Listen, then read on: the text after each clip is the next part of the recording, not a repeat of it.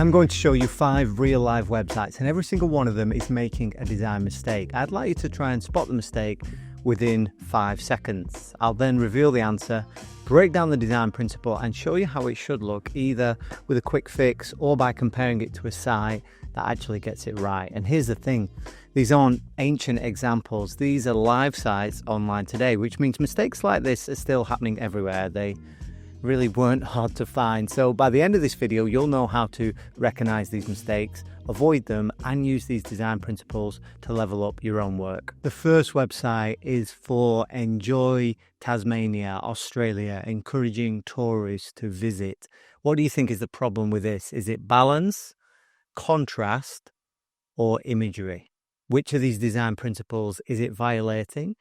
I'd say most of all here is balance. We've got pretty good contrast actually with the type from the background, and that's all legible. And this image here definitely conveys this outdoorsy feel. But just bringing this over to Figma, we can see how things are kind of unbalanced here, particularly this repeated headline here. It says Enjoy Tasmania twice, and this kind of pulls over the balance to the left quite a bit, and it goes outside the bounds of what appear to be the left margin there. It also leaves us with all this kind of clear space underneath here, which really makes the thing feel strangely unbalanced. Also because the people here who are having a lovely relaxing time appear to be sort of looking in this direction, but there's nothing here for us in the leading eye, so it's really missing a big opportunity. So I just quickly made some changes to that here. I'm making the navigation that much shallower at the top, just makes it more of a unit there. We get straight into this image. And then the eyes can lead towards this headline. Not sure if I'd use this font, but I've just stuck with what they've got on their website. And with the type here, not a fan of centering type too often, but you can do it in this sort of, if it's something very short and it's for formality. And I like the fact that this just sat kind of within the width of this hot tub that the couple are sat in here. Now, to further balance this out, you probably want to add something just into these corners here. If I just use the zoom or the picker to kind of show you that, and I'd maybe add some illustration. Maybe we could use this navy color to do some line art illustration of different items from around Tasmania, and that would just kind of balance out that while still allowing it to be a negative space, so you could kind of read more of this. But it's a very quick way of doing it, but you can kind of see before and after how we could improve the balance. Okay, on to the next one. Welcome to King Technology Inc., who's an IT and software company in the United States. If we just refresh this website, they do load in different background images whenever we do that. But I want to ask you, which of the sort of 3 issues here, is it typesetting, grouping, or hierarchy? Looking around this site and taking it all in, I think we can say that, the typesetting's okay. There's no weird, sort of letter spacing, and it's generally legible, and we can even, sort of see that as we scroll further down. The grouping of things kind of makes sense. Like we've got a navigation group together. We've got the contact information all on this black bar, but the hierarchy is not clear. Now, hierarchy is probably the most important design principle. That's what we do as graphic communication designers. We establish a hierarchy, an order of importance. So we say you should be drawn to this thing first, then this thing secondary, and then there's things of more tertiary importance that you will get to. But there's just so much wasted. There's nothing that really draws the eye, just all these generic stock photos in the background. We've got a cardinal sin on a website, welcome to. If your website says welcome to, and it's been any year after 2005, then we have a problem. We should never use welcome to in a hero section of a website. Completely waste of space. I mean, welcome to King Technology Inc. It already says that, because where we expect it to be, your logo is in the top left, so we know what website that we're on. Trusted partner for IT doesn't tell us anything different there, because we already have that, and we have another line at the top here next to the logo. And because all these things are kind of medium size. These scrolling logos that are at the bottom are grabbing our attention because they're moving, but then the thing in the middle is kind of a repeated menu, but we have a menu at the top as well. And even this menu, everything's kind of clustered together. So there's no real hierarchy. We need to establish the big main thing that we want us to look at, and then allow proper negative space around the items, and just sort of establish this. So this needs kind of wireframing out to improve the hierarchy. Looking at more of a best practice example, I just found a similar company. This is a software development company that just do this a little bit neater. So they have a big headline here: trusted software development company since 1999. So it tells you who you are. You're on the right website. It lets you know that they are established. So they're backing up that trusted claim by saying that they've been around, since the last millennium. And their logo is just at the top with their company name, so we know who they are, and there's space for that. And then we kind of would read after this explanatory, byline, which backs this up, as do the logos, giving more social proof. So we can actually really back up this claim of trusted. Is there's repeated evidence of why they should be trusted here through all this. Obviously, we have this image. The video draws the eye, but it works brand wise because they're using their logo shape to contain this image. But once we've had a look at that and something of visual interest, it leads us through this with good hierarchy. And the menu is just much simpler and clean. If you just go back now to this previous site and kind of look at the confusion of the menu and all the things that are in that top bar, and then we go back across to this one, it's much cleaner with just 4 different sections and then a contact us button. So that's a cleaner way of establishing hierarchy. Number 3 is a jeweler in Calgary, Canada. Let's have a little bit of a scroll as well through this website, and you can tell me what is the problem. Is it alignment? Is it consistency? Or is it balance?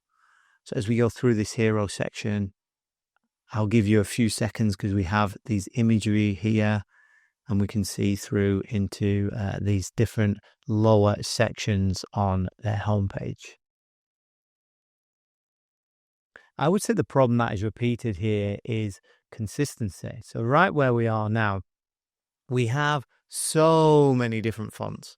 I mean, there are just a crazy amount here. If I use the Fonts Ninja plugin on Google Chrome, I can say here that I've got all different fonts within the Open Sans typeface. Then I've got a number within Montserrat. And this isn't really a good combination either, using 2 Humanist sans serifs. That's just going to clash. Then we have like a display font, and then we also have another serif font. So just seeing those at all different points, it really is an uneasy combination. So there's poor font choices, but because there's so many, it lacks consistency. But that lack of consistency comes through all the time. It comes through in this imagery as well. We have here these images that are isolated on a black background, but then this middle one here has kind of this starry background as well. And the images look really fake, the way they've tried to do these reflections here. It doesn't work very well. But then we have below it in situ images where the items are actually laying on a surface. We have somebody working on it with dirty hands. These are quite dark. And then at the top, obviously, it's isolated. We've got a background. This image has been, pulled out of proportion as well, as low res. We've got effects in the background. We've got things on blue backgrounds. We have got all different font sizes and stuff. So it's kind of, a mess here. And there's just no consistency throughout. So if we're going to compare that to an industry leader, somebody like Tiffany, we have Tiffany Blue, which they are known for, a colour they really own as a brand. And other than that, we've pretty much got this black and white, or off-white, very light grey. And the way they use type is much more consistent. Looking at the fonts here, they have this one typeface that they use for a sans serif with different weights, and then they just have one serif that they use in one way, and that's it, a classic serif and sans combination, and that is what they limit this to. But they're also consistent with this imagery. So this first row of images here, they are all isolated on white. The next row, they all have the Tiffany blue going into a gradient all the way through, and they're consistently lit all the way through and properly exposed. Then we have some styling sort of images coming in here as we go into the website. But again, there's a consistent color grade that goes through all of them. Again, if there's a row of images together, they are consistent. And this website also just gives it a lot more space to breathe. And it's an illustration of how consistency is very important to quality. This, all the way through, it looks expensive. Whereas we go back to this website, you think how much money you are spending on these diamonds, you want it to look and feel expensive and premium, and the website is not reflecting that. The Springfield Park District. Is the problem here contrast, responsiveness, or alignment? This one should be pretty obvious because these carousel images here in the hero section are completely cut off, and we can scroll through these and just see that we can't actually see them at this particular screen size. Now, if we test out the responsiveness here by just making this window larger and smaller, we can see that at some point it breaks to a tablet or kind of mobile size, and all these images now work.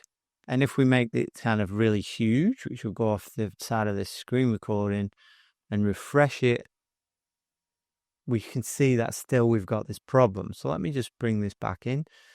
So this is obviously the main problem. Your sites have to be responsive. This could easily been fixed, and it's not really acceptable to have something that doesn't work, on a major browser on a desktop computer. You've got to have that working.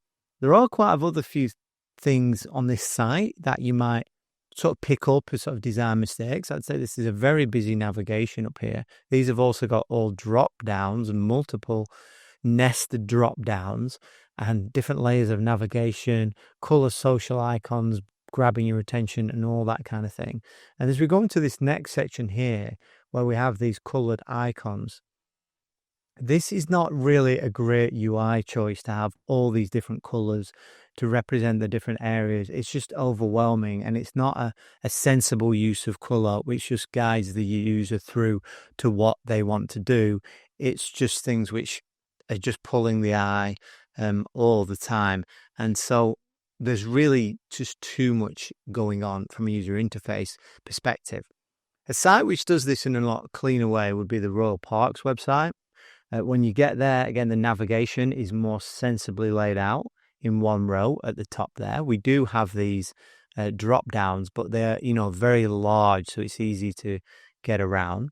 We have a single image which kind of orients you that you're in a park, you're in London, with the appearance of this, with the subject matter. And there's just a very clear headline. Now it says, "Welcome to," which we don't like, but at least it's very clear. This one little paragraph here of 2 sentences tells you exactly what it does and what it's about. And then as you scroll through this idea of explore the Royal Parks, we have these 10 different parks here, and 10's probably getting towards the top end of how many you might want in this sort of group. More options than that, you want to start taking them into like subgroups. But we can quickly scan those because everything's at the same size image, the same size headline. It's nicely arranged in a grid. And then each of these sections is easy to take in. This is about the charity and the work they do. This is how they care for the parks, the newsletter. Then we've got a footer. Whereas in Springfield Park District, there is just so much going on in so many different styles. It's kind of a bit dizzying to take in. Our final website is Westwood's Lodge, which is a casual dining restaurant. Now, you probably don't need to be an experienced designer to figure out that there's some design problems going on here, but what's the biggest one of these three, would you say? Is it grouping? Is it appropriateness? Or is it simplicity? Which of those principles is being violated? It's clearly simplicity. There is so much visual clutter going on. Looking at these three options, things are kind of grouped together. We have a top nav menu row, then we have this kind of imagery in the logos, and then we go into, we've got another welcome to here, but we go into that typical kind of headline and, byline that we'll expect on the hero section with a call to action. Although about us isn't a great call to action. If we click on it, it says coming soon. That's bad. They could have at least just put the line from the homepage or something. In terms of appropriateness, I would say yes. I mean, they've kind of tried to make the website look like the inside of the restaurant, haven't they, with this wood texture, which is really not necessary, but it is appropriate to this kind of down-to-earth style. And they've gone for something which is more stylized, which can work, and I'll show you that in a moment. But this really violates the principle of simplicity. And that doesn't mean that everything has to be completely minimalist and reduced. And the good example will show you that. But there's just far too much going on. We have got two very, very complicated logos, and putting those on top of a very busy image clearly doesn't work. You can't read them. You can't really see the word lodge in this green script type here. And they clearly acknowledge that it's not that visible. And that's why they've put this opaque box behind the logos to try and make them a little bit more legible. But it isn't doing enough for that. There's just far too many words here and nonsense. We just need to have one of these logos a lot more simple and just have that up in the top left here. That would make a lot more sense. And then we can just, have an image. But again, with the image, a lot of people just put these wide shots on of restaurants. There's no focal point.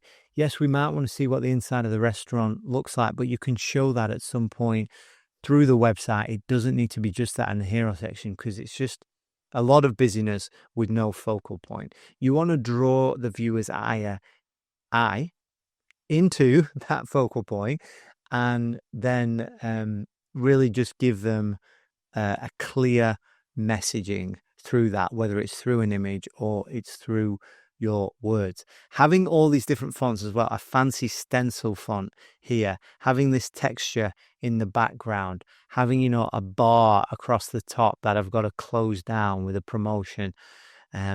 It's just far, far too much visually, and that's why it looks very cluttered. But you can do kind of a maximalist, graphic heavy, very stylized design and make it work. The Ivy restaurant from the UK, now I appreciate that this is a much more expensive upscale restaurant probably than the bar and grill that we just looked at. But what it does show is that if you want to bring in the style of your restaurant, anyone who's ever been to one of these restaurants would know that inside it is very maximalist. It is full of plants and wallpaper and lots of different textures, and that is the style of it. So they've brought that through on their website. We have all these different flourishes here with these borders, and we have the illustration of these flowers and plants coming through over the top of the photo. So they've brought that in, and it is appropriate. It fits with the style of the restaurant, what Westwoods were trying to do. But Westwoods didn't achieve it as successfully as this, because this one has been expertly crafted. Now, I admit, it is, if you were going to be picky, probably a little bit busy, but it does work, particularly because of this photograph. If you look at the subjects in this photograph, they are both looking towards this plate. So we see their faces, and we're drawn down towards the plate, and we see this beautifully presented food. But by the food, we have the headline. So this is the first thing that we see. And then the call to action is what we're going to want on a restaurant to book a table or look at the menu. And they also repeat that with this white bar. And because it is white and solid, it makes it easy for us to sort of find that. And then in terms of the, the menus and, the location you might want, and in terms of the navigation menu, the location you might want to choose here, it puts that in a logical place so users are going to be able to find that. As you begin to scroll through this website, it brings through this consistent style all the way through. This is something that is refined, but it's also something that has a lot of personality. And it might not be your style, but it has a style. So it appeals to a particular clientele. Obviously very strong with women. We had 2 women in the hero. The 2 subjects that we see here are women. I've taken my wife to this restaurant before. And as you go through, you have these kind of elements here, like this illustration and green and gold. It feels regal, it feels rich, it feels expensive. And they can go as far as to have this marble texture in the background, and they can have these beautifully detailed illustrations of the plants on this layer below this photography. But now as we see a little bit more of the restaurant, you can see the patterns on the fabric, you can see the plants, you can see the decoration on the walls. It's very busy, it's very maximalist, and we can see the colors as well that come through. So they've brought that into their website, but they have done it in a very, very thoughtful way without violating design principles, and still making sure that this thing is legible and the viewer can get their way around. Going back and seeing the way that Westwoods have kind of done this, things become, difficult to read. This typeface feels cheap. So does this wooden texture. It's too dark and it's sort of overdone. So taking this to the next level, this is the way you do it. Luxury and cultural brands might need world-class imagery or a beautifully crafted, immersive experience as part of their marketing mix. But for most businesses, the goal isn't to reinvent the wheel. Just avoid the big mistakes, follow best practices, and you'll have a website that works. Until next time, happy designing.